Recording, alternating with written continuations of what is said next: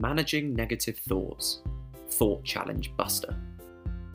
In our video, The Negative Cycle of Anxiety, we learned about how our thoughts, feelings, physical sensations and behaviours can get us caught in a cycle of negativity, and how in order to break out of it, we need to learn to manage and challenge our thoughts. But how do we do this? Here's an example. 3 students are in a neighbourhood on their way to school. One student comes out of her house and steps in dog poo in the middle of the street, and she complains, saying, I know whose dog this is. I'm going over to their house right now and I'm going to give them a piece of my mind. How do you think that will make her feel? Of course, there are many emotions one could feel in this instance, although one of them is likely to be anger. The second student walks out of his house and steps in dog poo in the middle of the street and says, things like this always happen to me. Why me? I may as well just turn back and get into bed. How do you think that will make him feel? You may have likely guessed emotions similar to feeling sad or upset. The third student walks out of her house and steps in dog poo in the middle of the street and says, ew, that's nasty. But you know what? It's not all bad. I'll just quickly wash it off and head into school. How do you think that will make her feel? The situation isn't at all ideal, but it's possible that compared to the other 2 students, she might actually be feeling alright. So here's the golden question. Why is it that all 3 students go through the exact same situation but feel differently and end up doing things differently? It's because of how they each thought about it.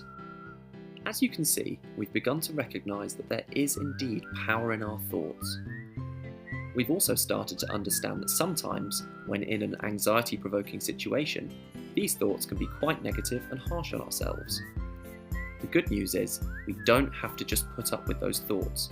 We can challenge them. To be able to challenge thoughts, we must first understand how to identify them. If you would like some help in learning how to identify your own negative thinking patterns, watch our video, Identifying Negative Thoughts, Falling into a Thinking Trap. So once we've noticed our negative thinking, the next step is to examine things. First off, what's the situation? Here you'll be outlining where you were, what happened, when it happened, and who you were with. Second step, analyse what you're thinking. You could ask yourself questions such as, why am I worried? What do I think will happen? What is it about this situation that's making me worried? You can also rate the strength of how much you believe in that thought, from 0 being not at all to 10 being lots. You might find it helpful to rate how that thought made you feel too. Step 3. Checking out the evidence and alternatives. Imagine yourself as a judge in court. You now need to separate the information that goes for or against the current negative thought.